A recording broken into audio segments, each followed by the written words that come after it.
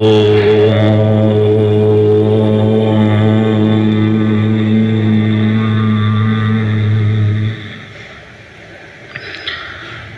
विषय को लेकर के हम आपस में समझने समझाने का प्रयास कर रहे हैं। आर्य समाज का दूसरा नियम, जिसमें हमने कुछ शब्दों को जाना है। ईश्वर सच्चिदानंद स्वरूप, निराकार, सर्वशक्तिमान, न्यायकारी, दयालु, अजन्मा, अनंत, निर्विकार, अनादि, अनुपम,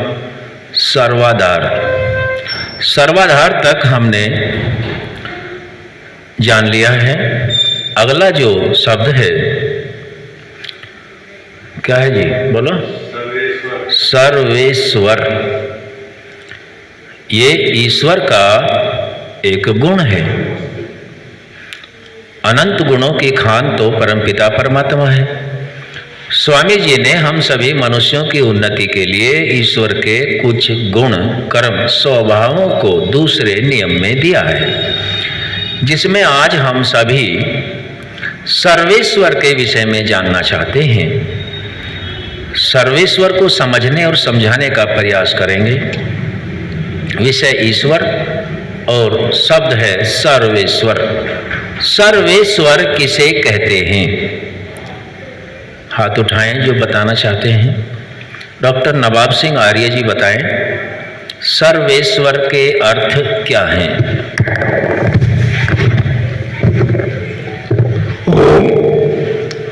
सर्व ईश्वर, ईश्वर सब जगह है, इसका मतलब है सर्व ईश्वर। सर्व। और कोई बताएंगे?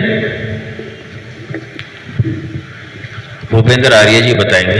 मनसे बेटे इधर आ क्या बेटा?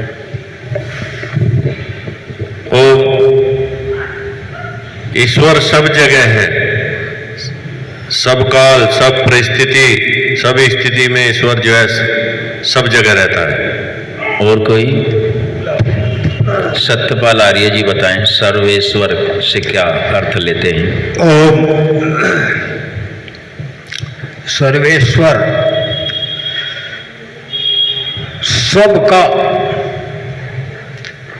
सबका ईश्वर। सर्वेश्वर में ठीक है आपका उत्तर। ऋषभ देव जी आप बताएं। ऋषभ जी सर्वेश्वर नहीं बता रहे, आप समझेंगे। महर्षि दयानंद सरस्वती जी ने आर्य समाज के दूसरे नियम में जो शब्द सर्वेश्वर ईश्वर का विशेष नाम में आया है, हम सभी की विशेष उन्नति हो और ईश्वर के बारे में हम ठीक ठीक जाने, इन शब्दों को रखा है। शब्द अपने कर्म पर आया है सर्वेश्वर। सर्वे माने सभी, और अगला जो शब्द है ईश्वर। ईश्वर तो सभी कहते हैं, लेकिन ईश्वर के भी कुछ मायने हैं। जैसे आर्य सब कहते हैं। आर्य सुनने और सुनाने वाला शब्द नहीं है। आर्य के जो भाव हैं, जो गुण हैं, जो कर्म हैं, स्वभाव हैं, आर्य बोलते के साथ ही श्रेष्ठ, सज्जन, परोपकारी, शारीरिक, आत्मिक और सामाजिक कल्याणकारी आदि आदि श्रेष्ठ गुण तुरंत ही प्रत्यक्ष होने चाहिए, तब आर्य बोलना सार्थक होता है। ठीक वैसे ही ओम है, ओम बोलते हैं। ओम बोलने के लिए या सुनने के लिए तक सीमित नहीं है। ओम की महिमा तो अनंत है। संपूर्ण संसार जिसमें हम रहते हैं, यह जगत भी, इसमें जितने भी गुण, कर्म, स्वभाव वेदानुकूल हैं, आत्मिक, शारीरिक और सामाजिक उन्नति कराने में धर्मानुकूल सहायक हैं। जितना भी अधिक से अधिक हम प्रयास कर सकें, उतना ओम के साथ ही प्रत्यक्ष हो जाना चाहिए। तब ओम का अर्थ सार्थक बनेगा, वरना ऐसा ही होगा। भौतिक पहलू है। दूसरा जो मुख्य पहलू है, ईश्वर सर्वेश्वर। जितना भी ऐश्वर्य है जो बच्चे हम विद्यालय आदि से प्राप्त करते हैं, उन सभी ऐश्वर्यों को देने वाला वो सर्वेश्वर है। तो वह परमपिता परमात्मा कृपा है, जिसकी कृपा से आज हम अपनी संतानों को भी उसमें से कुछ ऐश्वर्य प्राप्त करने के लिए भौतिक शिक्षा की ओर अग्रसर करते रहते हैं। तो अब समझ में आ गया ऐश्वर्य सर्वेश्वर। और कोई बताए अच्छी बात सर्वेश्वर के। सर्वेश्वर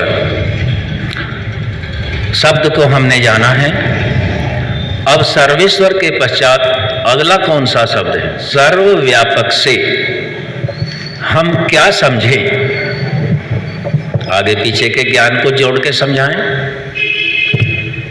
सर्वव्यापक उसे ही कहते हैं जो कण कण में मौजूद हो, हर जगह मौजूद हो, हमारे अंदर हमारे बाहर हर जगह जो हर दिशा में मौजूद हो, उसे ही हम सर्वव्यापक बोलते हैं। धन्यवाद ऋषभ जी। और कोई?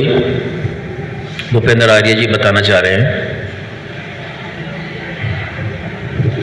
परमात्मा सब जगह है और सब काल में जो है सबको सुखी आनंद देने वाला है।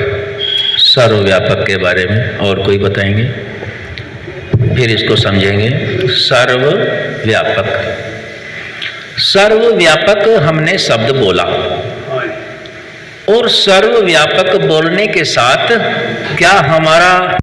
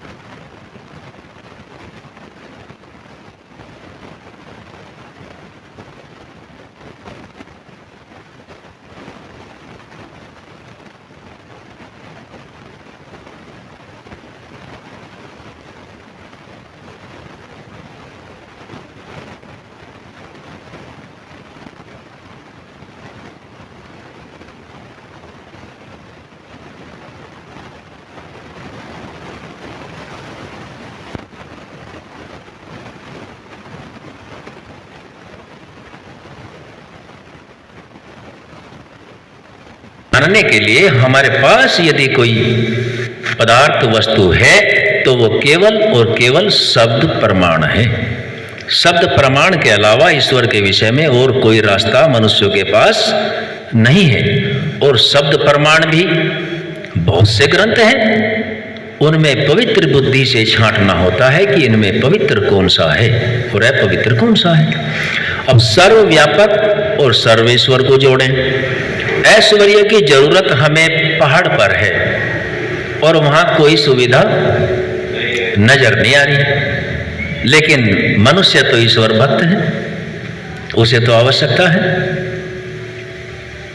तो वहां हमें जब वो बात हमारे दिमाग में होगी कि वो सर्वव्यापक है, वो तो पहाड़ पे भी है और सर्वेश्वर है और मेरी उससे उपासना जरूर होती है, तो वहां विश्वास रखो कोई ना कोई व्यवस्था किसी न किसी रूप में आ जाएगी।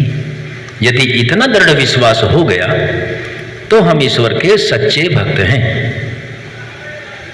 वरना सच्चे तो नहीं हो सकते। किसी भी स्थिति में जो निर्णय होगा वो हमें सर्वमान्य ही होना चाहिए। तो हमने आज दो शब्दों को जाना, सर्वेश्वर सारे ऐश्वर्यों का स्वामी, और सर्वव्यापक जितना भी ऐश्वर्य है उस ऐश्वर्य के साथ साथ स्वामी होने के साथ साथ वह परमात्मा सर्वव्यापक भी है, शरीर के अंदर भी है, शरीर के बाहर भी है, कण कण में विद्यमान है। मुझे केवल देखना ही तो है उसको।